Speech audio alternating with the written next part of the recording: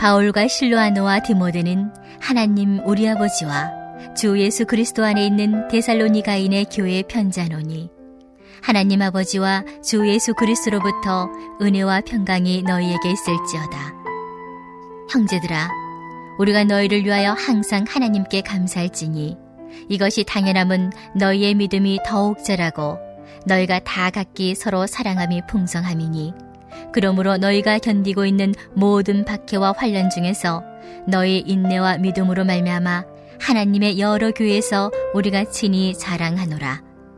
이는 하나님의 공의로운 심판의 표요 너희로 하여금 하나님의 나라에 합당한 자로 여김을 받게 하려 함이니 그 나라를 위하여 너희가 또한 고난을 받느니라. 너희로 환난을 받게 하는 자들에게는 환난으로 갚으시고 환난을 받는 너희에게는 우리와 함께 안식으로 갚으시는 것이 하나님의 공이시니 주 예수께서 자기의 능력의 천사들과 함께 하늘로부터 불꽃 가운데에 나타나실 때 하나님을 모르는 자들과 우리 주 예수의 복음에 복종하지 않는 자들에게 형벌을 내리시리니 이런 자들은 주의 얼굴과 그의 힘의 영광을 떠나 영원한 멸망의 형벌을 받으리로다. 그날에 그가 강림하사 그의 성도들에게서 영광을 받으시고 모든 믿는 자들에게서 놀랍게 여김을 얻으시리니 이는 우리의 증거가 너희에게 믿어졌음이라. 이러므로 우리도 항상 너희를 위하여 기도함은 우리 하나님이 너희를 그 부르심에 합당한 자로 여기시고 모든 선을 기뻐함과 믿음의 역사를 능력으로 이루게 하시고 우리 하나님과 주 예수 그리스도의 은혜대로 우리 주 예수의 이름이 너희 가운데서 영광을 받으시고 너희도 그 안에서 영광을 받게 하려 함이라. 아멘.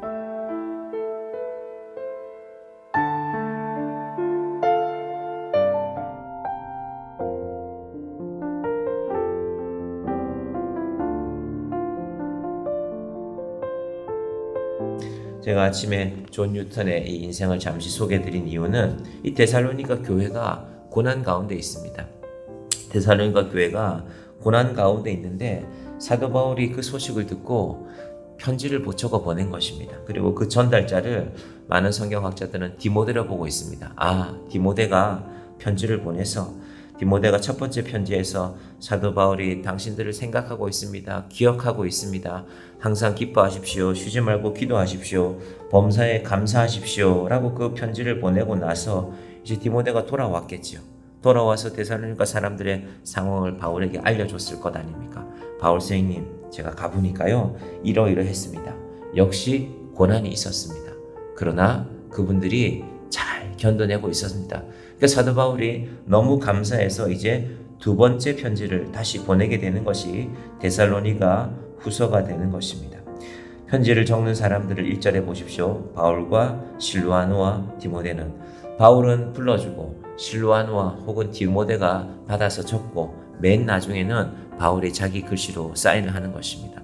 눈이 좋지 않아서 시력이 좋지 않아서 또 사도 바울의 이때 이 나이가 50 초반인데 지금으로 하면 50대가 별로 나이가 든 나이가 아니지만 그때는 아주 나이가 많은 축에 속합니다. 상황이 그러했습니다. 그래서 그것이 바로 이 데살로니가 후서에 편지를 쓰는 것입니다. 데살로니가 교회 소식을 들으니까 칭찬과 격려를 먼저 하고 있습니다. 너희들 참 잘 견뎌내고 있구나. 너희 믿음의 얘기를 들으니까 내가 깊은 감동이 된다.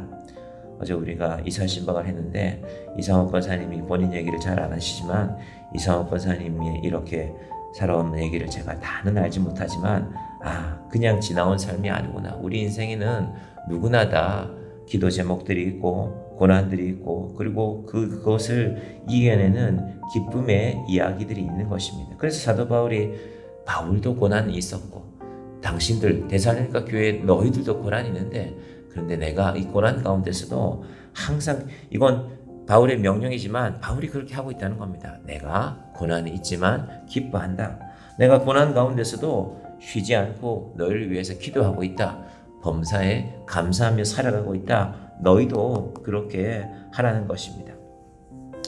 교회란 무엇인가? 우리가 고난만 생각하면 교회는 어떻게 우리가 살아가나 하는 그 마음뿐이지만 교회가 왜 교회일까? 2절이 중요합니다. 하나님 같이 볼까요? 아버지와 주 예수 그리스도로부터 은혜와 평강이 너희에게 있을지어다. 세상 사람들이 신앙생활하는 우리 모습을 보면은 아유, 당신은 별로 가진 것도 없는데, 당신 인생에 이런저런 어려움도 있는 것 같은데 어떻게 예수 믿습니까? 하나님 아버지와 주 예수 그리스도로부터 은혜와 평강이 주어지기 때문에, 여러분, 교회는 그래서 교회입니다. 교회가 뭘 많이 갖고 있어서, 교회가 세상에 자랑할 것이 뭐가 많아서, 물론 그런 것도 하나님이 주시는 은혜에 속하겠지만 근본적으로는 하나님께서 우리에게 주시는 은혜와 평강이, 고난이 지속되는 가운데서도 있는 것입니다. 왜 고난이 어려울까? 고난이 해석이 되지 않기 때문입니다. 왜 이럴까? 예수 믿는 분들이 대체로 착하게 살려고 애쓰거든요. 그럼에도 불구하고 고난이 있습니다. 그러면 세상 사람들이 말하죠. 예수 안 믿는 친척들이, 너 예수 믿는데 왜 그러냐? 예수 믿으면 뭐가 좀 잘 돼야 되는 거 아니냐? 네가 믿는 그 하나님이 복을 좀 줘야 되는 거 아니냐? 그 말을 듣고 보면 우리도 이해가 안 되죠. 하나님 왜 이럴까요? 고난이 해석되지 않는 것. 우리가 수요일 날은 이제 욥기를 당분간 살펴보게 될 텐데, 욥의 고난도 그게 문제입니다. 우리는 다 알고 있죠. 하나님 왜 욥에게 고난을 주는지. 사단이 이러이러하니까 너 욥한테 한번 시험해봐라. 욥이 흔들리지 않을 거다.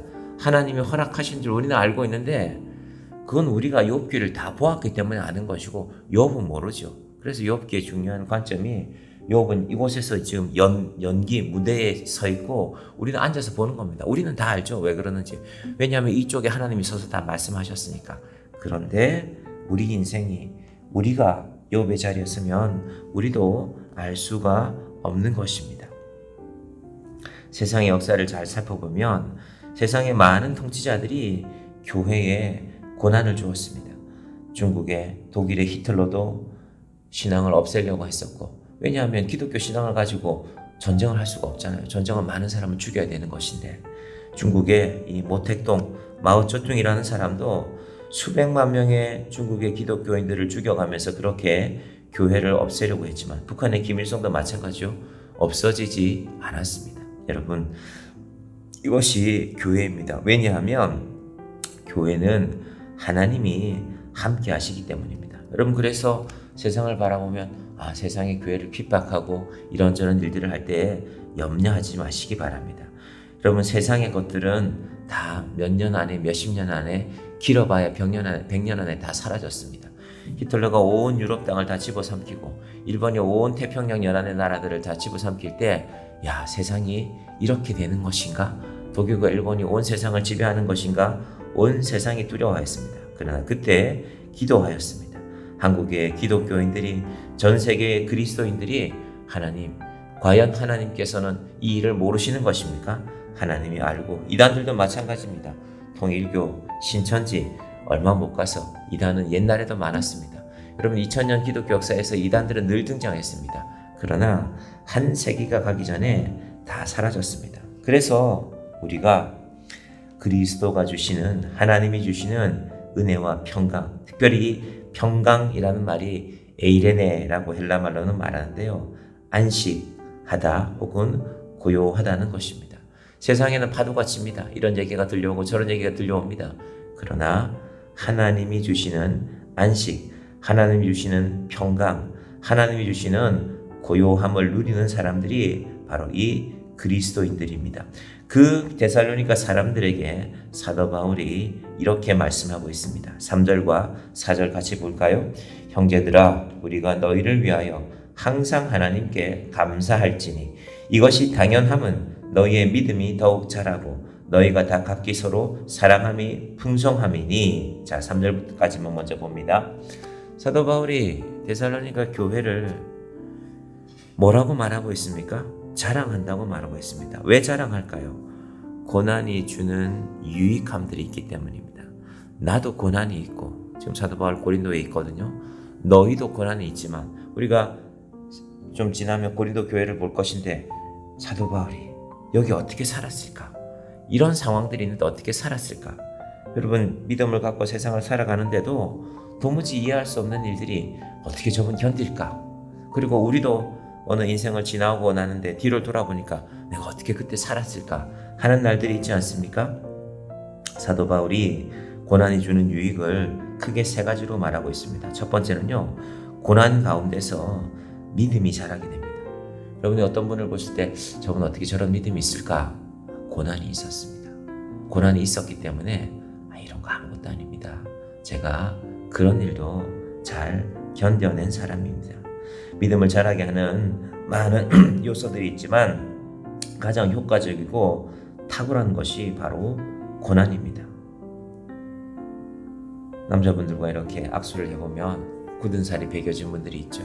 저도 군대를 제대할 때쯤에는 굳은 살이 제법 배겨 있었는데 어느 순간 제 손에서는 굳은 살이 좀 사라지게 되었습니다. 그런데 저는 굳은 살이 배어진 분들과 악수할 때 가끔 생각합니다. 이분 인생에 어떤 일들이 있었을까? 제가 다 알 수 없지만 그런데 그 굳은 살들이 우리 믿음의 굳은 살이 우리 인생을 단단하게 만들어가는 것입니다.